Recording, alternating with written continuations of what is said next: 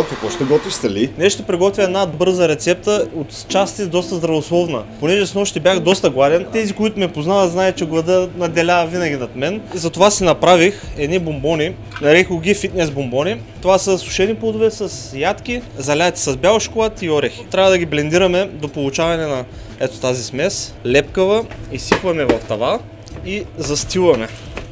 С помощта на ръце. Ръце, крака. Ще го кажа. След като сме си оформили както желаем фитнес бара, с тъпото на ножа си оформяме, разграфяваме на купчета или по желана форма от нас.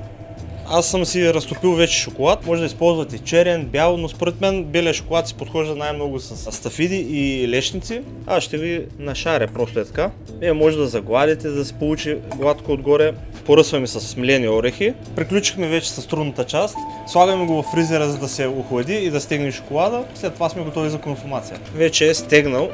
С помощта на нож си ги разграфяваме отново на купчета, но е една идея по-лесно, след като предварително сме направили резки. Поставяме в подходящ съд, който ни харесва. Супер бързи, супер вкусни и подходящи за консумация късно вечер. Изглеждат много вкусно, ама ти ги изяда.